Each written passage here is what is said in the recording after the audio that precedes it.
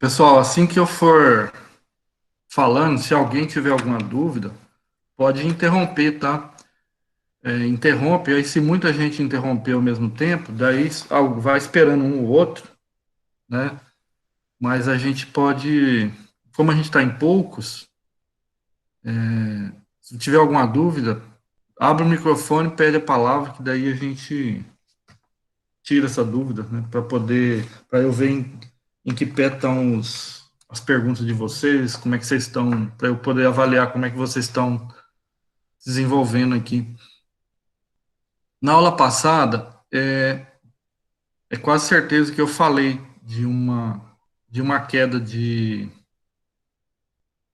um viaduto, né? De uma ponte que caiu lá no Canadá, uma cidade lá chamada Laval, na província de Quebec.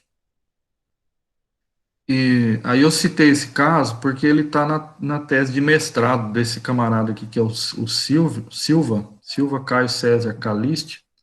Até se alguém depois quiser conferir essa tese, é só digitar no Google lá, ó, Silva Caio César Caliste, contribuição ao projeto de dente concreto para ligações em estruturas de concreto pré-moldado. Aí você vai ter acesso à tese dele em PDF, né? Você pode baixar e pegar a parte que te interessa. Tem a parte de teoria lá, de dentes, né, consoles, e, e aí às vezes você não precisa ler a tese dele, nem entender toda a conclusão dele, mas você pode pegar a fundamentação teórica, né, que é a mesma que está nos livros, nas normas. Aí você pode usar a tese dele para estudar também, né. Então, as teses de mestrado e doutorado, e até mesmo os trabalhos de graduação, né, os TCC de graduação de algumas faculdades, serve para a gente utilizar a parte de fundamentação teórica, né, e até algumas conclusões que eles tiram é de bastante proveito, né. Então, se você pegar aí alguns assuntos que são TCCs lá da USP, da Universidade do Rio de Janeiro, das PUC, né, você pegar uma faculdade de bom nome, você está pegando o que tem de melhor aí em termos de aluno e pesquisa, né? É, são coisas confiáveis. E tem outras faculdades também que às vezes a gente não conhece muito, né?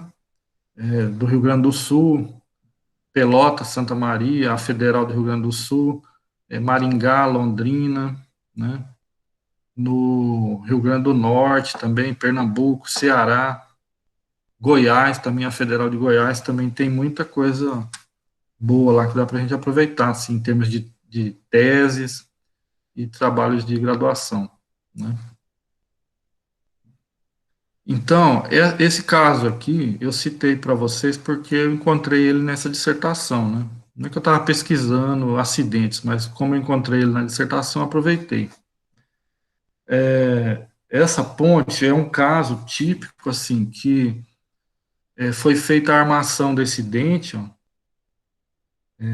e não ficou muito bem resolvido, ficou com erro de montagem da armação, e depois a estrutura começou a apresentar patologia e foi deformando mais, um dia caiu, né? Ponte, viaduto, essas coisas assim, tem impacto, a carga é móvel, né? Ela é mais vulnerável do que uma obra aí com carga estática, né? E o dente é uma parte crítica, né? O dente e o console aqui, qualquer elemento desse que romper, você pode perder todo esse vão central aqui, ó. Ele desce porque é uma rótula, é um sistema rotulado aqui e outro rotulado aqui, né, a esquerda e a direita. Então, essa rótula só tem reação normal, né? Quando entra um veículo ou uma carreta, um caminhão qualquer aqui em velocidade, então surge esforço horizontal, né? São esforços menores do que os verticais, né? Mas também são esforços consideráveis, considerando aí o tamanho das cargas e que é uma carga móvel, né? Então, essa estrutura é uma estrutura muito robusta, usa aço muito grosso, né? E, e isso aqui, esse tipo de obra, né? é uma obra que tem que ficar em vistoria constante, né? Todo ano a prefeitura de uma cidade que é responsável por pontes, viadutos, ou o DENIT, que é responsável por quem é responsável por um trecho de obra do DENIT, ele sempre tem que estar vistoriando as pontes, né? Olhando se quando é caso de rio, se não está tendo erosão, se os blocos de fundação estão estáveis, né, não está tombando, não está tendo nenhuma patologia, pilares, dentes. No caso de pontes e viadutos, os aparelhos de apoio, em muitos casos tem neoprene aqui, né, tem rolete, tem outro tipo de apoio. Isso tem que ser vistoriado todo ano, é um serviço para o engenheiro civil, né, ele tem que acompanhar todo ano, tem que passar, olhar, tirar foto, né, verificar o que está acontecendo, senão, uma hora está dando um problema grave, né. Outro dia eu vi no Rio Grande do Sul lá uma, uma ponte também, não é uma ponte, é um pontilhão, assim, passa por cima de uma outra rodovia, acho que em Rio Grande do Sul não, acho que Santa Catarina. Ela tinha um dente e um console, assim, eu não sei se é por causa de temperatura ou se a obra estava deslocando por um lado, o dente estava no meio do console, ele estava, por pouco que ele já não estava escapando, né, ele cai dali de cima do console e acontece um acidente grave, né. Geralmente em pontes, assim, ó, esse dente, a ligação entre o dente e o apoio não tem pino, né. Quando é um galpão leve, uma obra estática, em muitos casos tem pino de ligação, né, além de ter um neoprene ou uma argamassa flexível ali naquela junta, ele tem um pino ou tem dois pinos, às vezes até quatro pinos que faz essa ligação, né. Pode ser uma ligação semi-rígida, né? O que é uma ligação semi-rígida? Ela nem é totalmente apoio, né? Só com reação normal, e nem é uma ligação de engaste, é uma ligação que ela resiste uma certa porcentagem do momento fletor seria no engaste. Por exemplo, se no engaste eu tivesse aqui 100, vamos por 1.000 quilos, vamos usar 100 mesmo, 100 quilômetros, né? Numa ligação semi-rígida, ele não dá 100%, ele pode dar 30%, 40%, 50%, né? Nos casos reais aí de edifício, às vezes chega a 70%, 80% de engaste prático, né?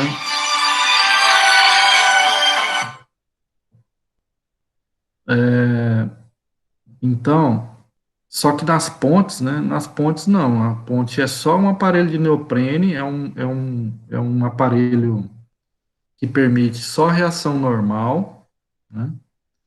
E, no caso da carga móvel, ele impede uma certa reação horizontal, só que muito pequena, porque ele tem um efeito de mola, né? Como ele é uma borracha, ele se deforma. Quando entra a carga móvel, ele recebe a carga e o efeito de mola dele, o efeito elástico, deforma o aparelho, né? E quando a carga sai, passou, ele volta ao que era antes, né? Na vertical também, o aparelho de neoprene, quando ele recebe a carga vertical, ele reage, dá a reação, que transfere para o console, né? E a borracha, ela deforma, ela tem uma certa deformabilidade, ela depende do modo de elasticidade dela e de outras constantes, outras propriedades do material, né?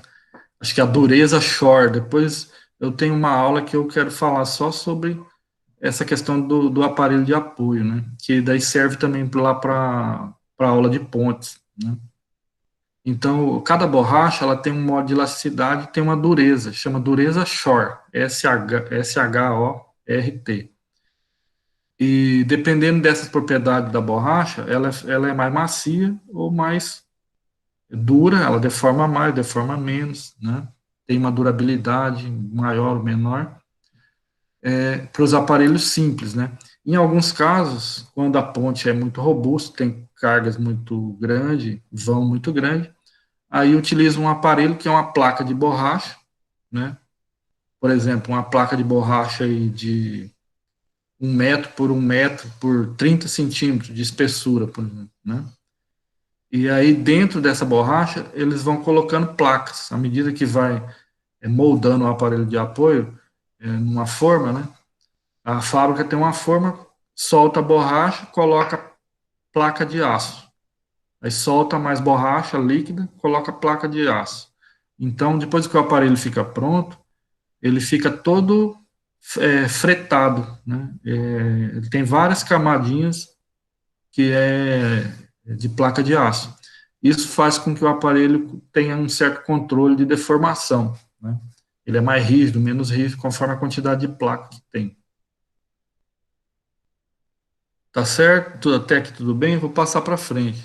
Dá um feedback aí para nós. Certo.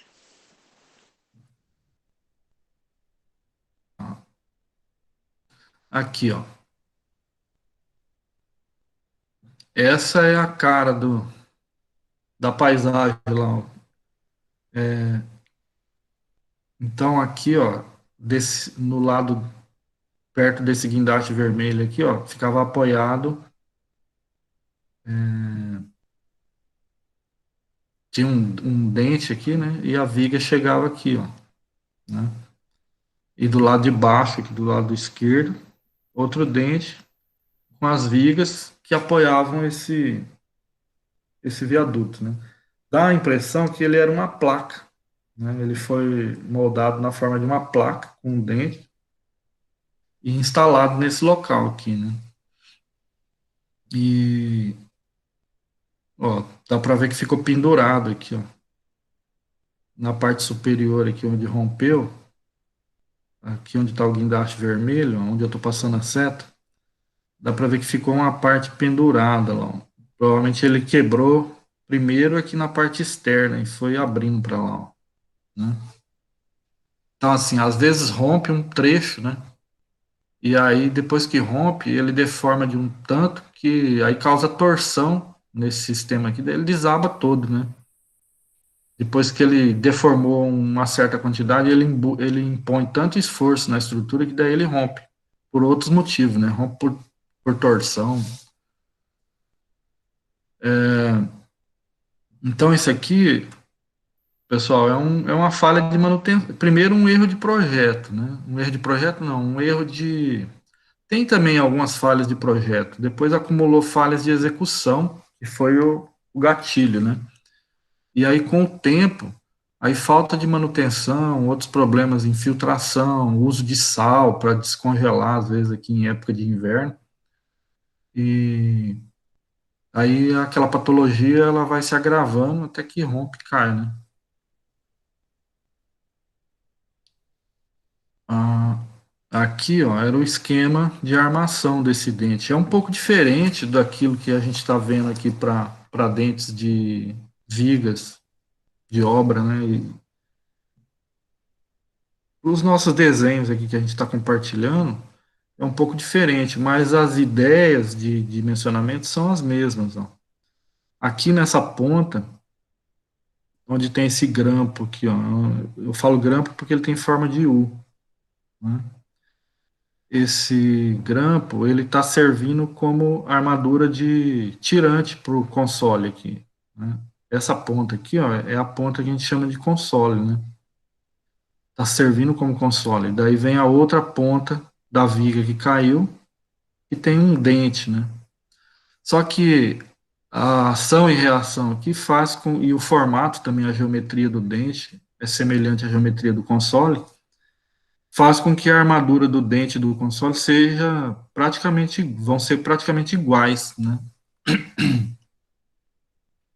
Então essa armadura na cor lilás aqui, ó, é a armadura do tirante do console. À medida que você tem a reação vertical aqui da viga, aí ele traciona esse tirante, né? E aí ele está ancorado aqui, ó, ele está virado, tá? E voltou para dentro aqui do concreto, fez uma ancoragem mais longa.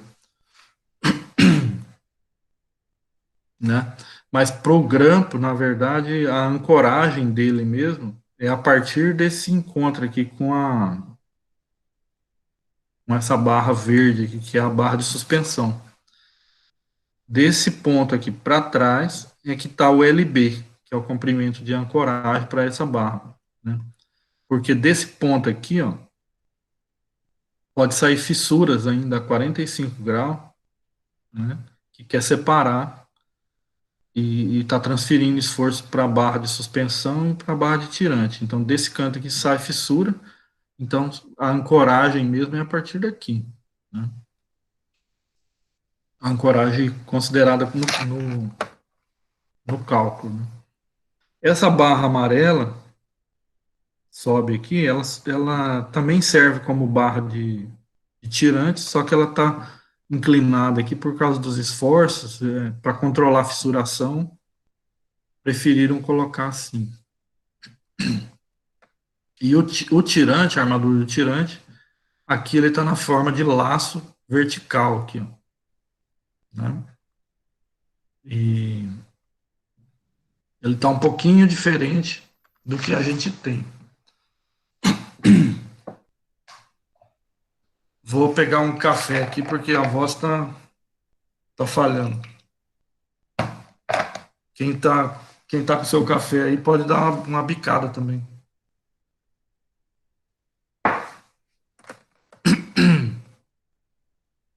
Ó, essa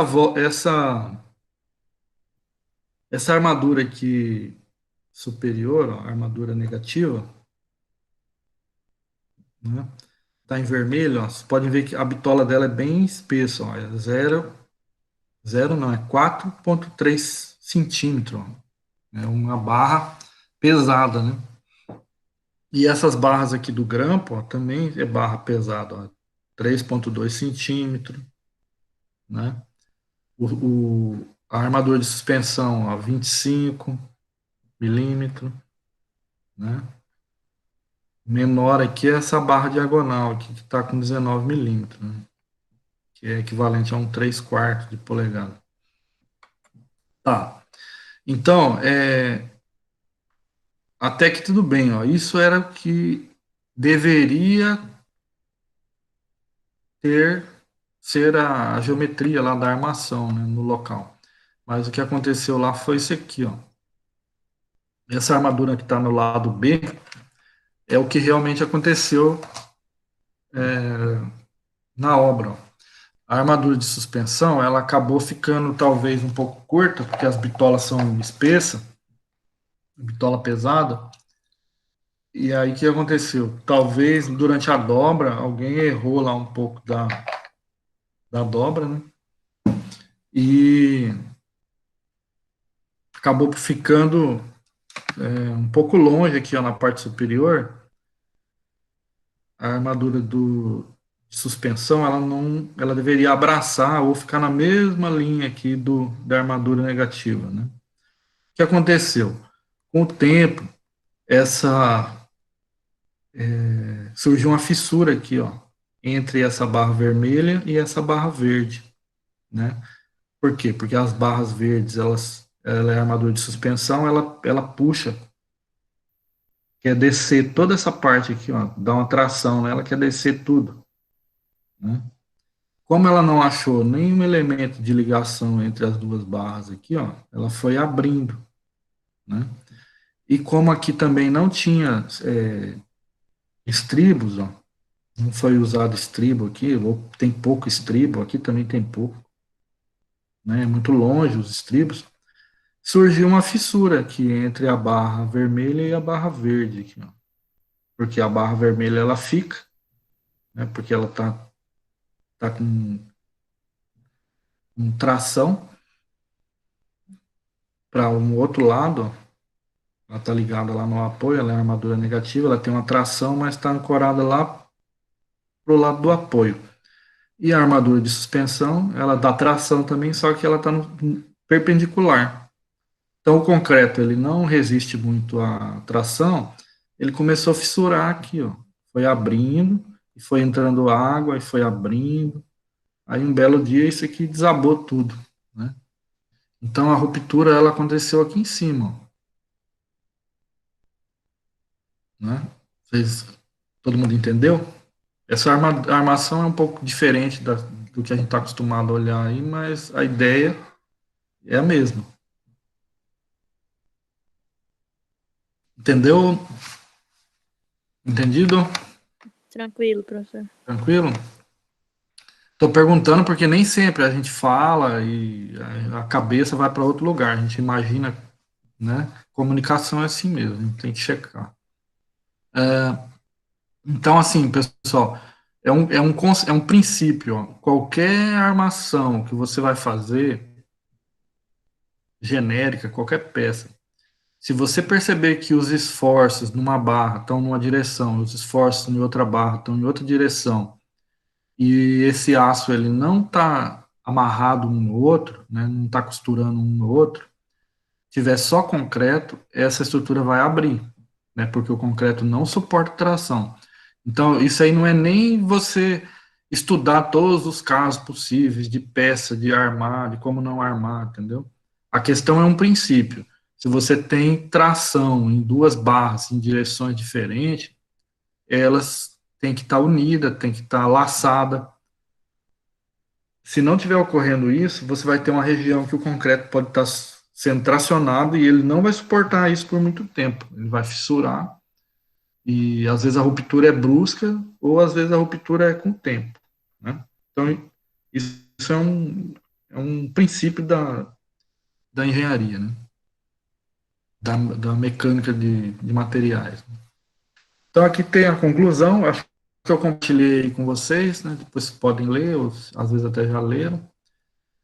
Quando tem um acidente assim geral e a causa ela não é uma coisa só, não se consegue concluir, foi tal ponto que tal coisa que aconteceu e houve a ruína. Né? Às vezes é uma sequência de coisas, então tira-se uma conclusão que não é muito certa. Né? No caso aqui, resumindo, é aquilo que eu mostrei para vocês lá, houve uma tração da parte do concreto e veio abaixo. Então, aqui eu coloquei essa figura só para a gente relembrar aqui o que a gente está estudando, ó, como aquela armação ali é muito diferente, ó, né, mas os princípios de funcionamento são os mesmos, só o jeito de armar que é diferente. Né? Aqui só para lembrar o nosso dente, ó, naquela viga de concreto da ponte ali, ela teria isso aqui, ó, ela estava apoiada em cima do console e para dentro da viga teria esse dente, né, de apoio no console e essa barra de tirante e a armadura de suspensão. Né? Aí, fora isso, a gente calcula também esses grampos, que estão em azuis, são os azuis, e a armadura aqui de suspensão, que é o verde. Ó. Aí também, lembrando, não está colorido aqui, o estribo da ponta aqui do dente. Né?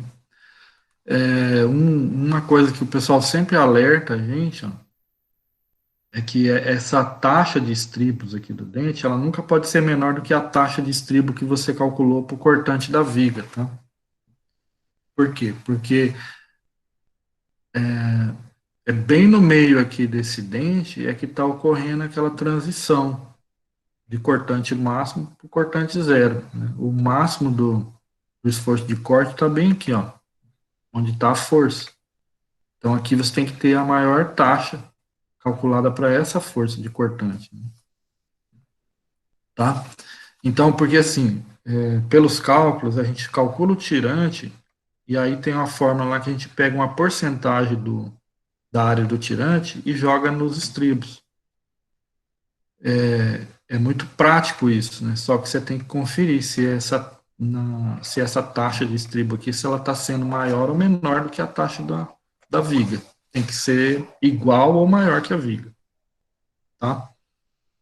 Então, nós não vamos ficar assim, verificando se a taxa de estribo é maior ou é menor. A gente só tem que saber, né?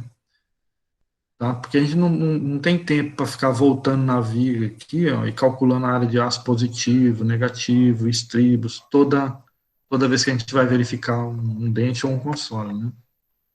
Enquanto a gente está estudando, não faz sentido ficar revendo aquilo que a gente já viu, né? Aqui, ó, está esclarecendo mais o posicionamento, por exemplo, da armadura de suspensão aqui, ó, né? Essa armadura de suspensão, pessoal, ela tem que ser suficiente para suportar a reação de apoio aqui, ó. A reação de apoio, ela tá aqui no meio do dente, ela segue para cima, ó, e aí toda a viga ela tende a descer aqui, ó. E quem segura essas barras de suspensão aqui, ó. Tá? Nesse caso aqui, é bem provável que aqui tem pouco ferro nessa área de suspensão, ó, parece muito fino os ferros de suspensão para essa armação de viga.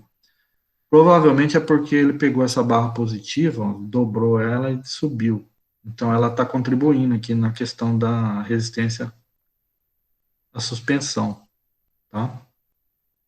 Aí essa área de aço aqui desses estribos de suspensão, né? Ela é igual a força VD aqui da viga dividido pelo FYD do aço, tá? É bem simples, aí você já tira a área de aço. Você pega a área de aço, divide por 3 estribo, no caso, divide por 2, porque ele tem duas pernas, aí você tem a área de cada estribo, né? Ou você pode fazer o contrário, pode pegar a área de cada estribo, né, multiplicar por a quantidade de estribo e multiplicar pelo número de perna. Essa área total aqui tem que ser maior ou igual à área que você calculou aqui, ó, tá?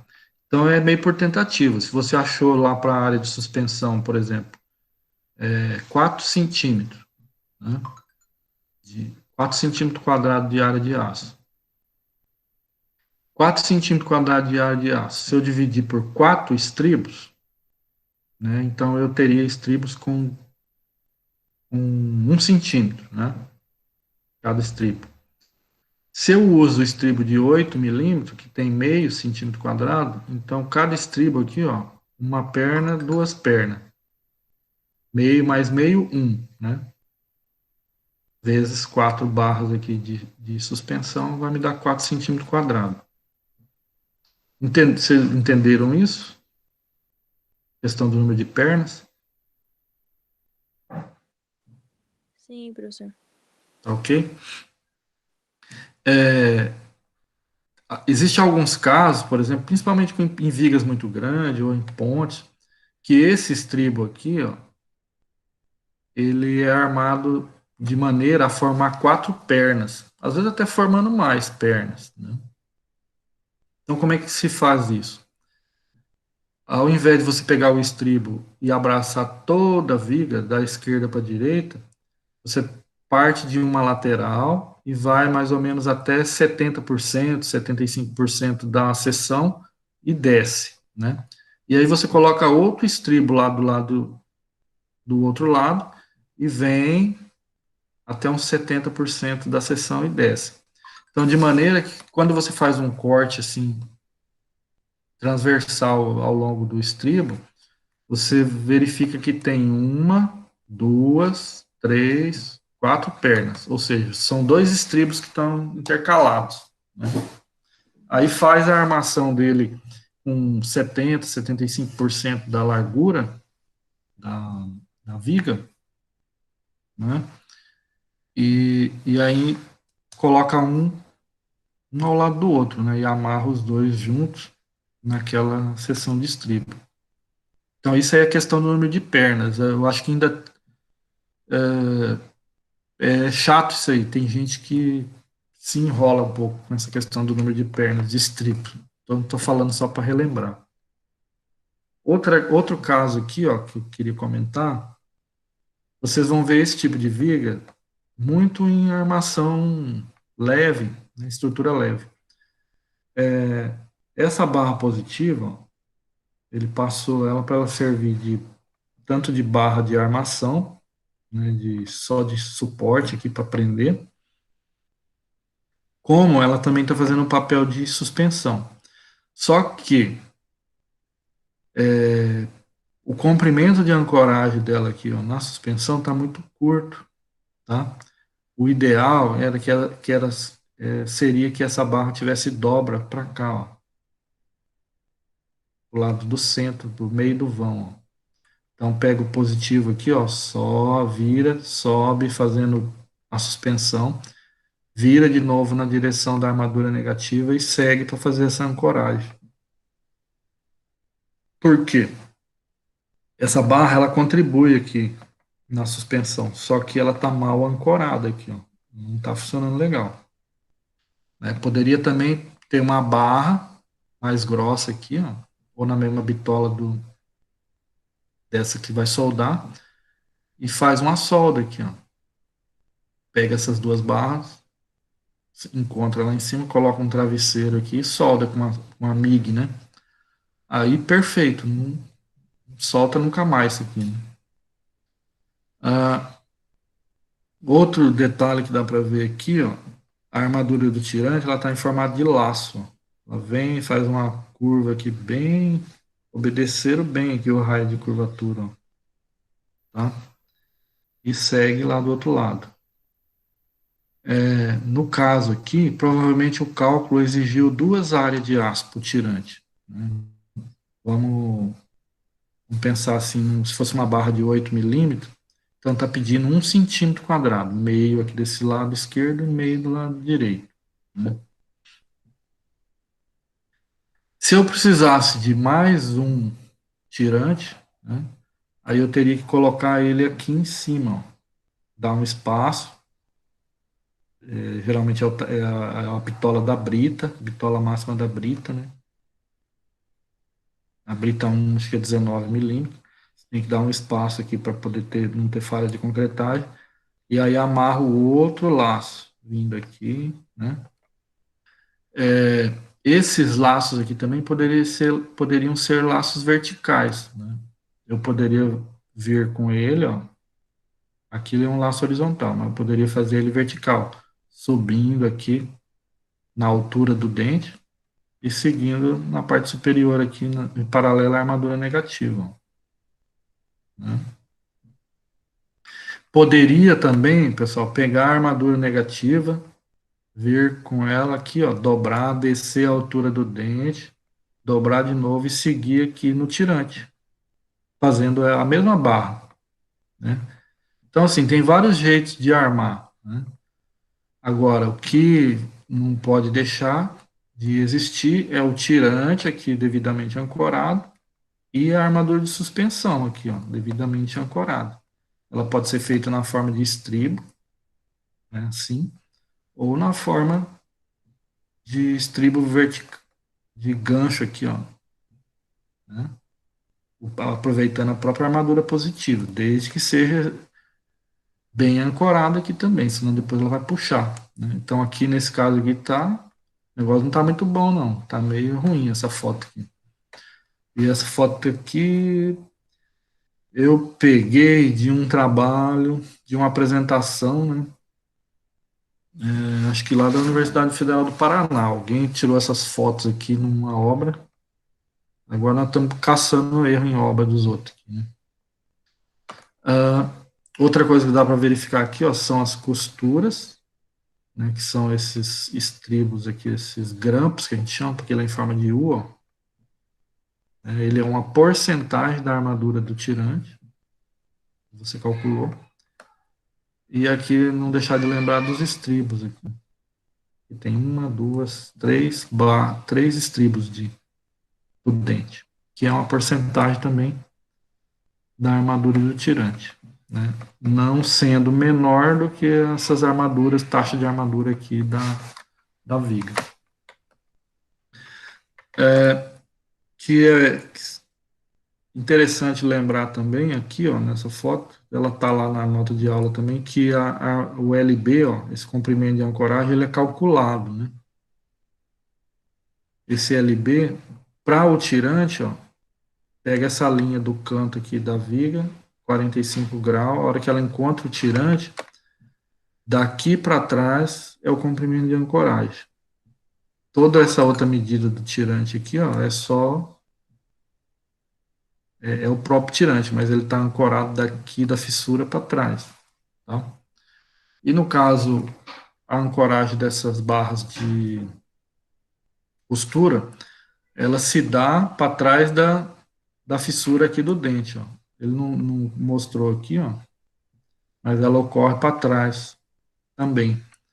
Só que o pessoal considera uma vez e meia o LB calculado aqui do tirante. Então a gente calcula o LB do tirante, tá aqui, né? E aí eu considero que a ancoragem do grampo, da face aqui de mudança de seção, para trás, uma vez e meia o LB. Né? Aí, esse é o LB do grampo, tá?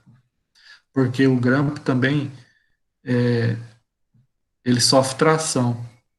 Assim como o tirante ele tem uma tração aqui, ó, esse esforço de tração ele vai sendo amortecido por essas barras. Então aqui na primeira barra tem mais, depois tem menos, menos, chega menos lá em cima, mas tem tração.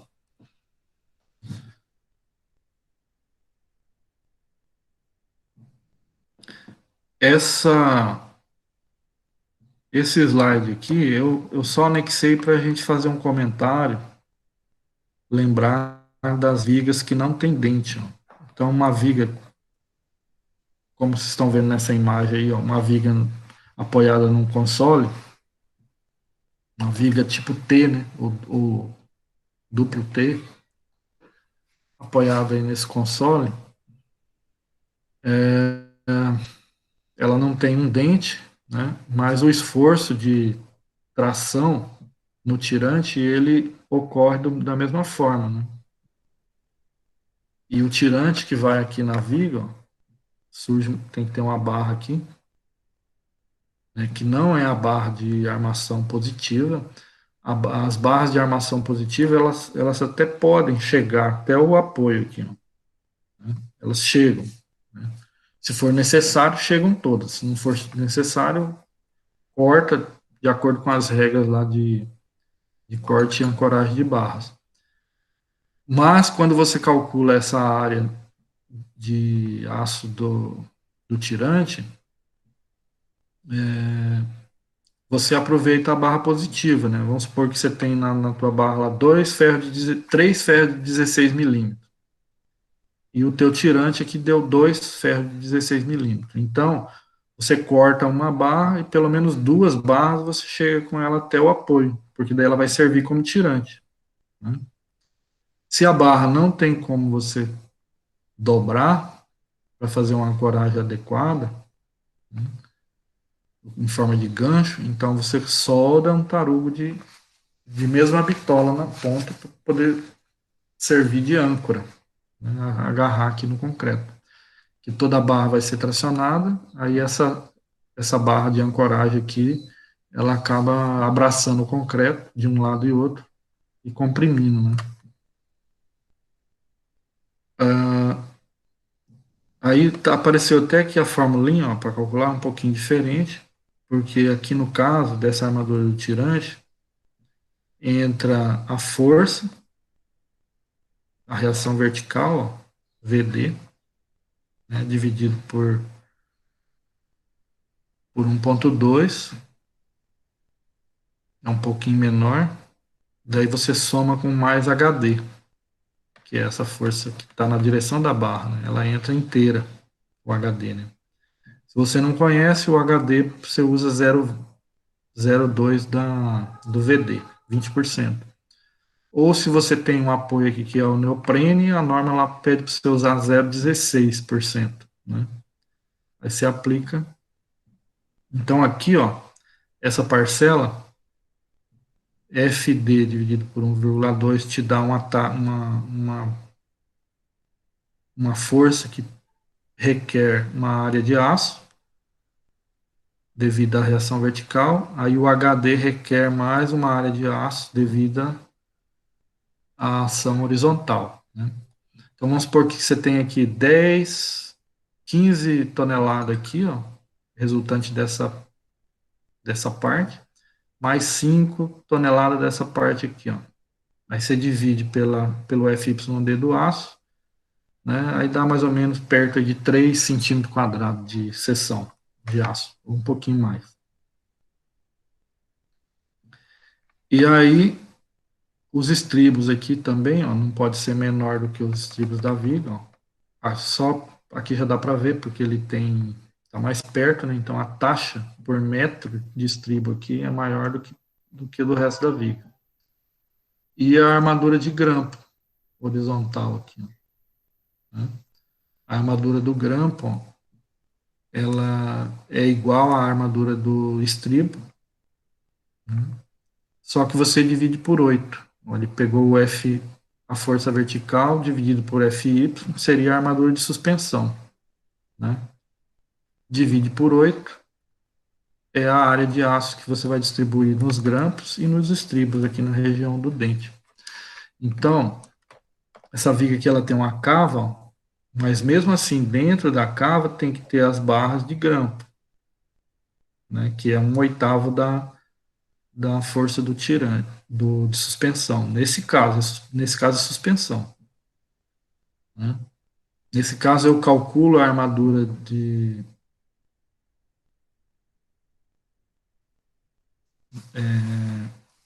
suspensão e distribuo ela aqui, ó, nos grampos e nos estribos. Então, nesse trecho aqui que está em cima do console, os estribos são mais perto aqui, ó, eles estão aqui. Nesse tipo de armadura aqui não aparece, não é necessário colocar aqui a armadura de suspensão, porque não tem o dente, né? Então, a biela, a biela de compressão e tração que surge aqui dentro, a biela de compressão ela surge daqui, ó, da face de apoio do console, e ela segue mais ou menos a 45 graus e vai até a mesa superior aqui da viga. Quando ela chega lá, né, surge uma compressão aqui, surge tração em outra direção. Então, surge dentro da viga uma espécie de treliça, né, a gente estuda isso lá, quando você vai aprender a calcular estribos de viga, vocês vão ver que tem uma treliça, chama treliça Mirch, né? Se escreve diferente porque é do alemão, né? Mas se vocês forem pesquisar, vocês vão ver que os estribos é calculado em função dessa treliça Mirch, né? Por que isso? Porque quando você coloca uma viga biapoiada e carrega ela até a ruptura, é verificado dentro do material e nas fissuras que ocorrem regiões de compressão, tração, como se fosse uma treliça metálica, né? Então, a mesa superior aqui da viga e a mesa inferior, ela funciona como se fosse dois banzos de uma treliça metálica. E aí, por dentro do material aqui, através da alma, surgem tensões de compressão, tração, né? E essa compressão e tração, na compressão o concreto está resistindo bem, né? Até o limite dele. Na tração, ele suporta muito menos, então você costura com estribos, né? Por isso que existe os estribos. Bom, mas isso aí é aula do professor Luiz. Depois vocês pegam a apostila dele lá e mandam aqui para mim dar uma olhada, que aí eu posso verificar aonde que a gente pode conferir isso. Ou eu posso compartilhar com vocês também algum material de concreto e aí eu anoto o lugar para vocês darem uma olhada. O assunto é bem amplo mesmo, pessoal, mas assim, durante o curso a gente não tem a oportunidade de ver tudo, estudar todos os casos, né? Mas a gente tem a possibilidade de de pegar conceitos, de pegar ideias que o engenheiro tem que ter, né? E aí depois muita coisa vocês vão acabar aprendendo na vida prática, dependendo do ramo que você vai se dedicar, né? Ou você vai fazer algum aperfeiçoamento, outros, alguns vão estudar por conta própria, outros fazem uma pós, né? E complementam esse aprendizado, né?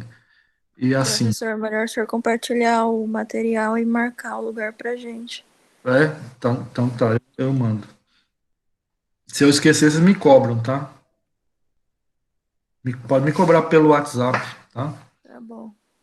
Porque às vezes eu me envolvo com outra coisa e acabo esquecendo. Mas eu compartilho com vocês e anoto o local, que daí, às vezes, em vez de você ficar olhando a apostila toda, a gente não tem tempo para ver isso agora, você pega e verifica lá só a parte que eu comentei, anota, guarda, né? Pega as apostilas. O que eu recomendo para vocês, pessoal?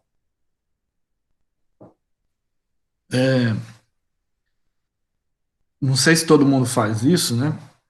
Assim, na tua conta de Gmail, cria lá no Drive, né, no Google Drive, e tudo que você tiver de material, cria pastas e guarda lá no Google Drive, né? Aí se você quiser guardar também no HD, guarda.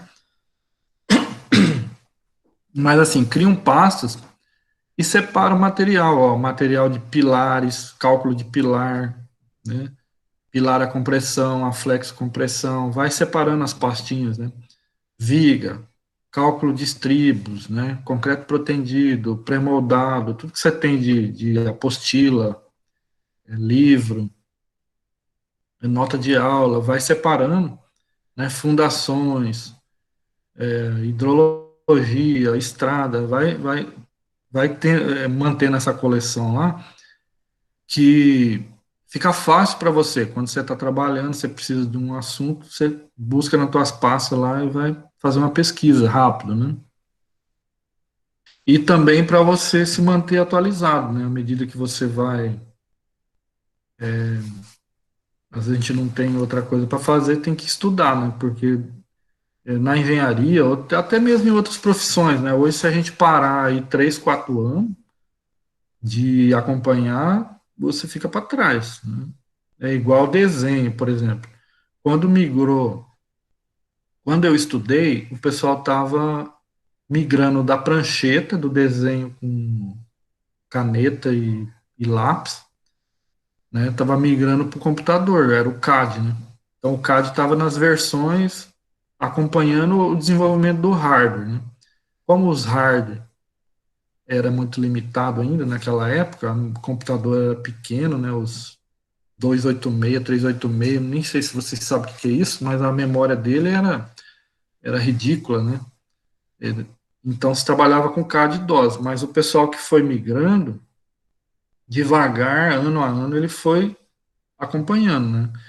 Muita gente ficou para trás. Tem muito engenheiro aí que ele não sabe nada de CAD, ele sabe talvez abrir, né, a prancha, olhar, mas ele não desenha nada em CAD. A mesma coisa está acontecendo agora com a gente, né? Quem estava acostumado com o CAD e não está fazendo a migração aí para o sistema BIM, né, que são o Revit, né, e os outros softwares, né, esse pessoal também a gente tende a ficar para trás. É 4, 5 anos depois a gente não consegue acompanhar mais, né? Então, assim, quem é da área, quem for trabalhar com projetos, obrigatoriamente, né, projetar, calcular, escritório, obrigatoriamente tem que ficar se atualizando nessas tecnologias, né, de software. Você não precisa entender nada do hardware, né, e às vezes nem da programação, mas tem que saber usar o software, né? Então, hoje, assim, na área de pré-moldados, um dos softwares mais desenvolvidos que a gente conhece é o Tecla. Com o Tecla, você faz o detalhamento fantástico, assim, faz um detalhamento fantástico de metálica, estrutura metálica, e de concreto pré-moldado, né? Porque você consegue enxergar cada barra que tem dentro do elemento, viga ou pilar, ou placa, né? Consegue olhar cada barra daquela ali é um elemento BIM, né? Ele tem a informação, tamanho, bitola, peso, né? Comprimento, tipo de aço, né? Se é CA50, se é CA60. Então, no Tecla, se você detalhou um prédio, por exemplo, no Tecla, e depois você pedir uma relação de aço, ele separa para você todas as barras que existem na obra, em formato de dobra, né? E bitola, CA50, CA60, separa por diâmetro, por peça, né? Então, é bem sofisticado, assim, e se você precisar modificar uma barra, você entra lá naquela barra e edita só ela, né, no teclado. Na metálica também, eu acho que na metálica é menos trabalhoso, né?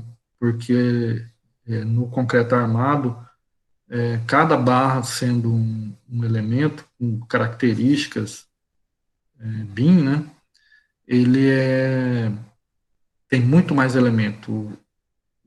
O processamento fica muito pesado, né? Para vocês terem uma ideia, tem um outro software que chama ICIA. Às vezes até na apresentação do Gil Luiz, o Leonardo também, quando eles estão falando alguma coisa de BIM, aí eles mostram o ICIA. O ICIA se escreve S-C-I-A, né? ICIA, e daí a palavra engineer. Esse software é um software que tem demo para aluno, né, para acadêmico, e dá para baixar. E eles têm também uma página no YouTube, aqui no Brasil, se chama CIA Brasil. Não vai. Às vezes você vai pesquisar ICIA, vai aparecer N coisas. Tem até uma cantora, né, que chama ICIA, SCIA. Mas ICIA Brasil, né, ou ICIA Engineer. Aí tem o site do Brasil e tem o site da Europa, né? E eles têm uma página no YouTube. Ele ensina você a baixar o demo, instalar o demo do software, ensina você a começar a modelar, calcular, né? Tem vários vídeos mostrando como que usa o software. Esse software, por que eu estou falando dele? Porque ele é um software que recentemente ele está migrando, ele está incrementando essas ferramentas BIM, né? Ele é um software de cálculo, de dimensionamento. Só que ele está sendo atualizado. Agora, em 2019, eles estão incrementando muitas ferramentas BIM. Então, lá nesse software, quando você calcula concreto, ele já está fazendo essa exportação de barras, né? Ele gera todas as barras da obra, ou de um elemento, viga, por exemplo, ele gera todas essas barras na forma de BIM, né? E ele pode compartilhar esse detalhamento com o Tecla ou com outro software. Então, assim, hoje são poucos os softwares de concreto armado que estão gerando todos esses elementos BIM, né? Por quê? Porque é um processamento pesado e exige máquina muito boa, né? Talvez não dê para a gente trabalhar com um PCzinho aí ou um notebook, você tem que trabalhar com um equipamento que seja um equipamento para a rede, né? Um servidor, tem que ser praticamente um servidor, né? Senão você vai ficar enrolado lá o dia inteiro com esse negócio. Então, assim, eu vi um caso em que o software ele demorava 15 minutos para gerar as barras BIM de um pavimento, assim, com umas acho que 60 barras, não tinha muita coisa. Ele demorava 15 minutos, né? Aí agora em 2019 eles aperfeiçoaram esse software CIA, né? Aperfeiçoaram as rotinas de cálculo, de programação deles. Agora o software de 15 minutos ele está fazendo acho que em 15 segundos, né? Então assim ficou um absurdo de rápido, né? Só que são coisas que estão evoluindo, né? O software está evoluindo, demanda um hardware, uma máquina melhor e demanda treinamento. Então, é bom vocês acompanharem esses vídeos, esses fabricantes, assim, que você fica sabendo o que está na ponta, o que está rolando, o que está acontecendo, né? E aí você tem a oportunidade de acompanhar. E, e é sempre, né? A gente tem que estar trabalhando naquilo, tem que continuar se atualizando, senão a gente fica para trás. Bom, esse outro caso aqui, pessoal, também é de uma passarela. Ela tá. Eu não coloquei o local aqui. Deixa eu ver. É uma passarela também, acho que lá na cidade de Pittsburgh. Ah, bom, isso não interessa muito, mas eu só coloquei para a gente ver isso aqui, ó. Aqui do lado direito da tela, não sei se é o lado direito, é o mesmo, né? O local dessas fissuras aqui, ó. Por que está ocorrendo essa fissura? Ó? Horizontal aqui, ó. O que acontece? Pode estar pode ter uma deficiência da armadura de suspensão aqui, ó.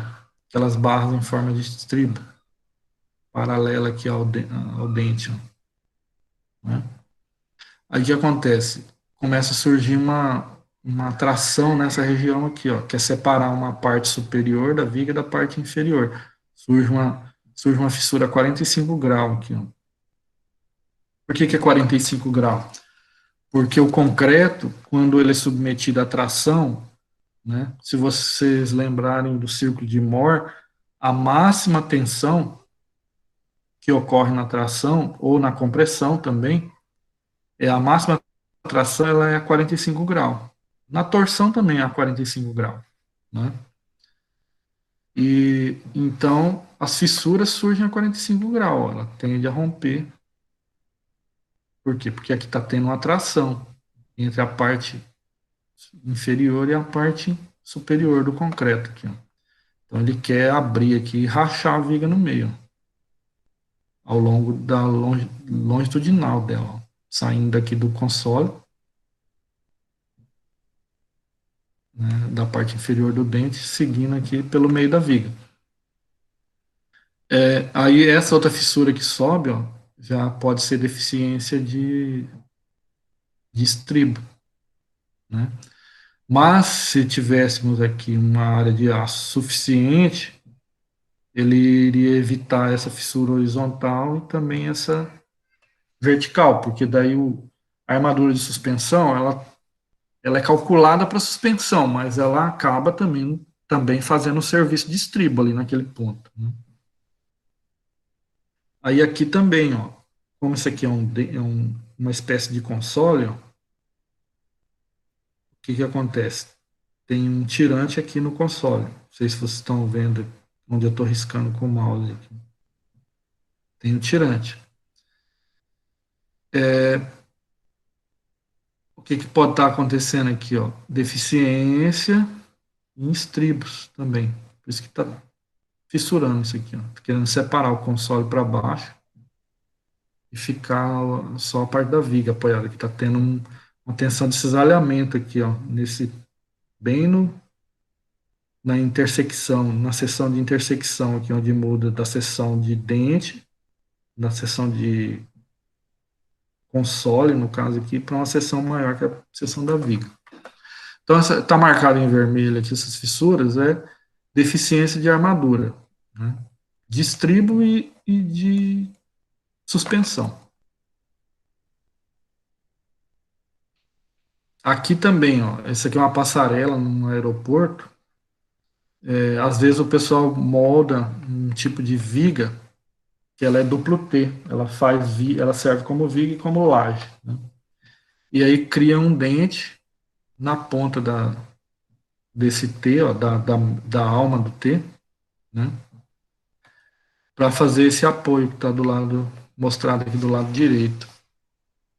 Aí que está acontecendo aqui também? Ó? Alguma deficiência na armadura de suspensão está provocando essa abertura. Ó, né?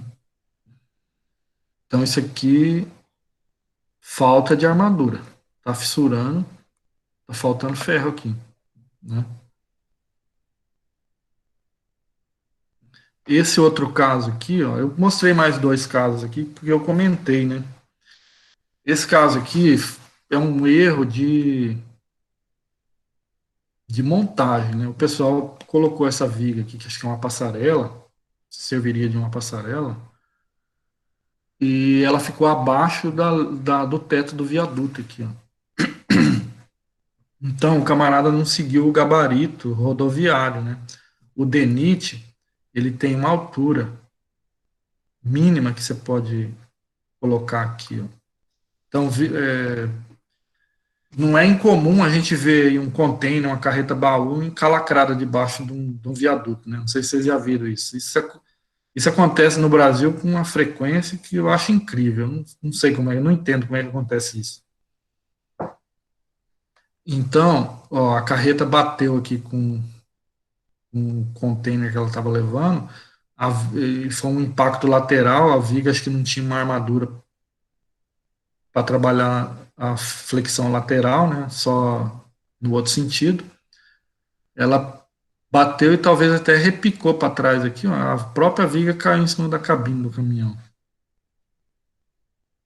Então aqui é erro de gabarito, ó. O DENIT, hoje, eu acho que a altura mínima que você tem, ou a altura máxima para caminhões, eu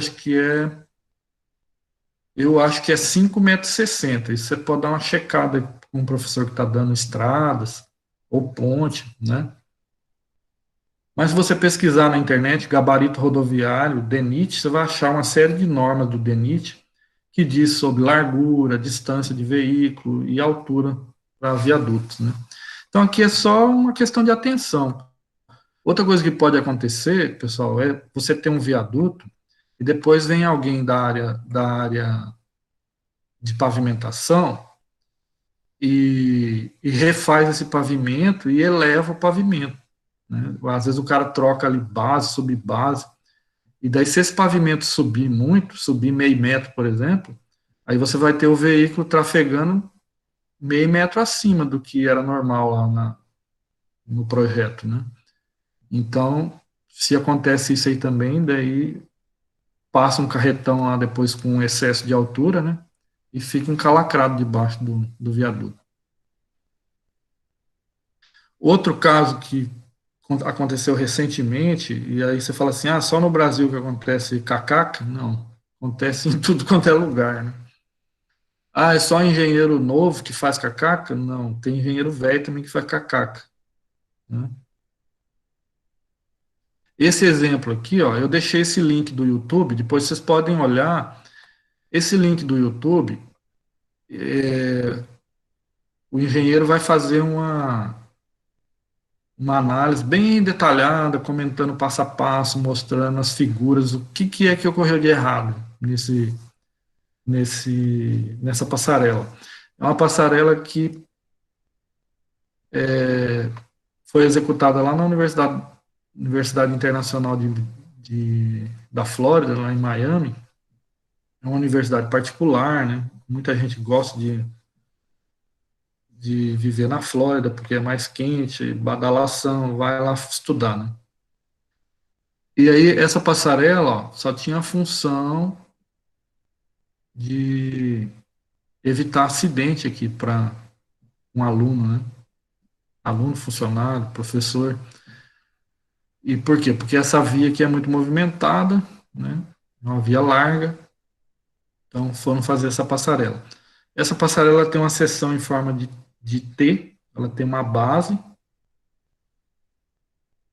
né? Tinha uma cobertura, e pelo meio dela tinha uma treliça de concreto. E aí o que aconteceu?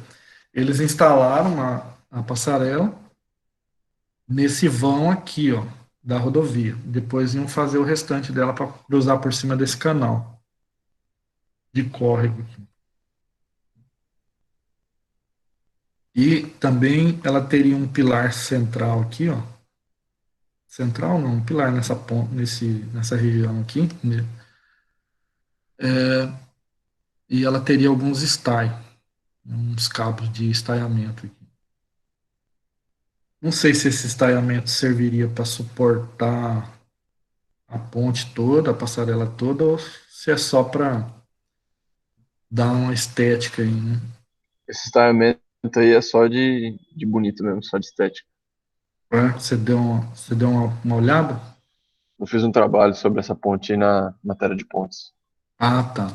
Então, eu nem sabia disso. Eu peguei essa semana esse caso aqui, porque eu fui pesquisar esse acidente da ponte lá do Canadá, né? E aí eu falei, vou olhar, achei esse caso, falei, vamos pegar, que ele é interessante, né? Então, assim, por que que eu tive a impressão que esse pilone aqui com esses style é só para dar uma estética, né? Porque essa peça é muito robusta, né? E esses cabos estão ligados no topo aqui, ó, né? Então, dá a impressão assim, esse cabo não segura essa passarela, o peso dessa passarela, né? Ela é autoportante, né? Ela é uma treliça, na verdade.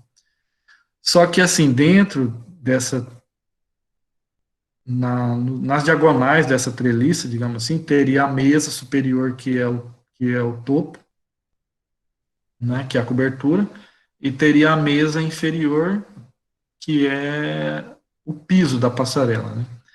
E ao longo, unindo as duas mesas, tinha uma alma, né, feita em forma de treliça, de concreto. Outra coisa, no vídeo dá para vocês verem que teve um equipamento, né, que trouxe a ponte e posicionou no lugar. E aí tiraram o equipamento. Então ela foi calculada para ficar portante, né, não precisaria protender esse pilar para depois tirar os apoios, né? Ela se sustentaria só bem apoiada nos dois apoios extremos dela.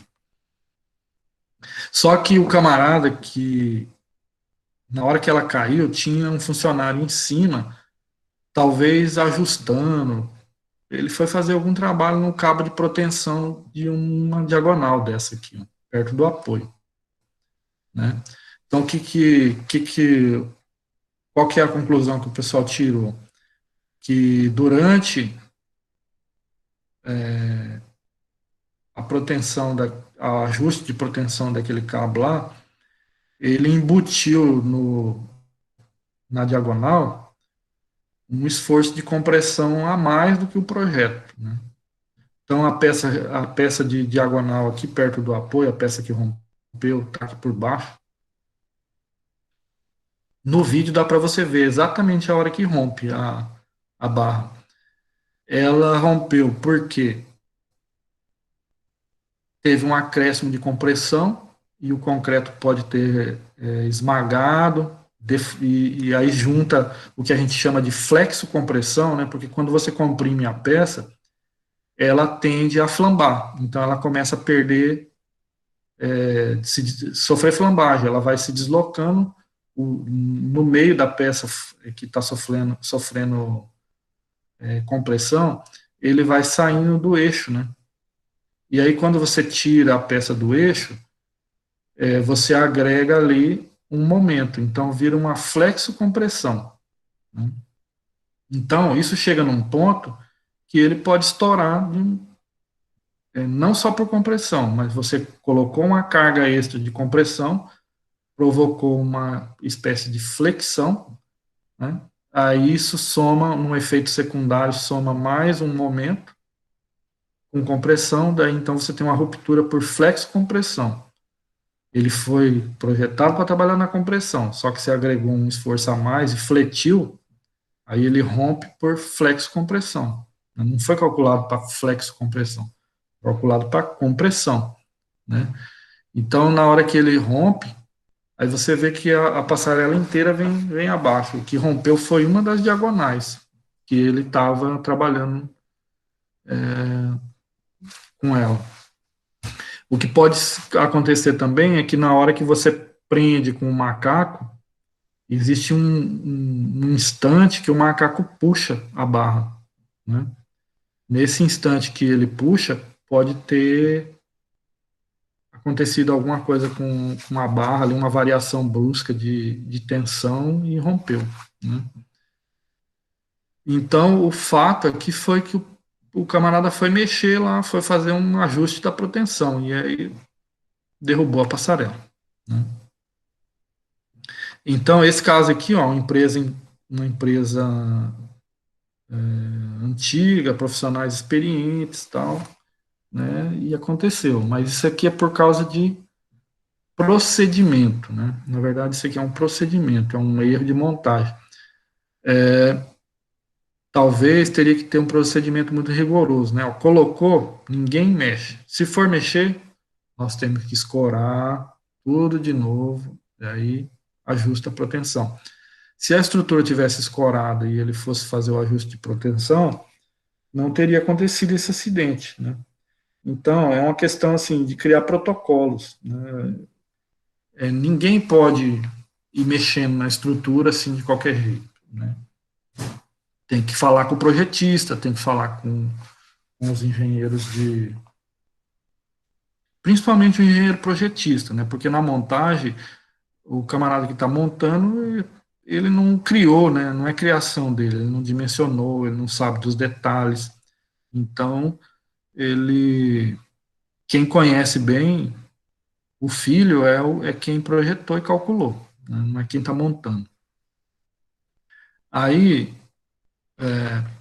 pessoal, o que eu queria comentar para a gente encerrar, então. Assim, ninguém está isento, é até ruim a gente falar isso aqui, fica gravado, né? Mas ninguém está isento de acidente, tá? E assim, eu já passei por várias empresas, todas as empresas que eu passei tiveram acidentes com obra, queda de coisas, queda de viga, queda de treliça, queda de barracão, entendeu? Não tem jeito, não tem jeito assim. Jeito tem, né? Mas o que acontece? O que a gente verifica com essas empresas, né? Todas elas deixam a desejar no controle de montagem, né? Então, assim, galpão pré-moldado é um negócio que para cair é rapidão durante a montagem. Qualquer besteira que você faz, cai. Por quê? Que eu falo que tem acontecido muito? Porque as empresas deixam a desejar no controle de processo de montagem, né? Então, assim, o que está faltando? Falta engenheiro para acompanhar a montagem, né? No caso que eu verifiquei aqui no Mato Grosso do Sul, por exemplo, os casos que caiu e rompeu e tiveram acidentes, falta de engenheiro responsável pela montagem lá presente na obra, né? O engenheiro projetou e está lá envolvido com outra obra e aí a peãozada está montando, né? Então, assim, seria a mesma coisa, vamos fazer uma analogia, né? É semelhante a você fazer um bom projeto de um carro, desenhar tudo com critério, controle, engenharia e engenheiro, e depois você pegar todas aquelas peças e entregar para um cara leigo montar. Pode sair alguma coisa, pode sair nada, né?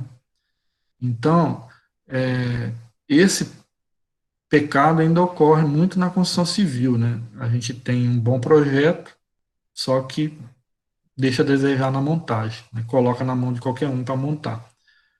E quem está montando nem sempre tem capacidade de avaliar as coisas e fazer uma montagem adequada, né?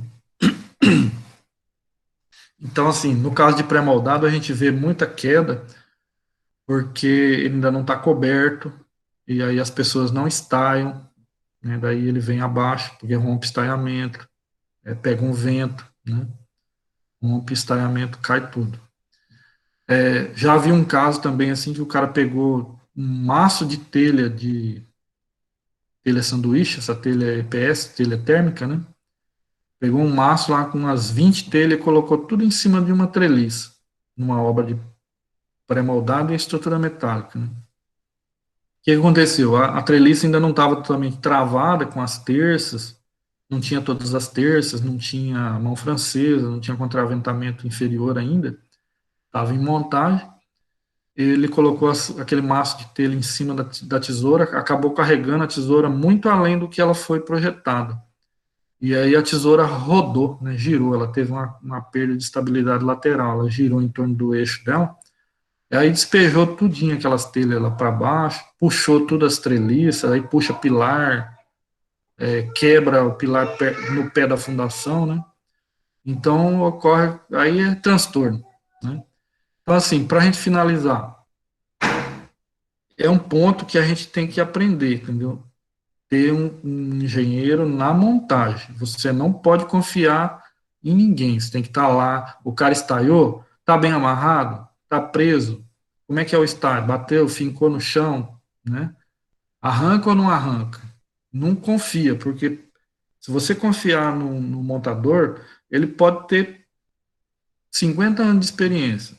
Vai acontecer coisa errada, porque eles não são preparados para isso. Ele vive a vida, né? Não é, e vai ganhando experiência a cada dia. Ele não teve estudo para analisar forças, analisar risco. Ele não foi o cara que projetou e dimensionou, né? Ele está lá só montando. Né? Ele não é responsável por aquilo, então tem que ter um engenheiro de montagem. Né?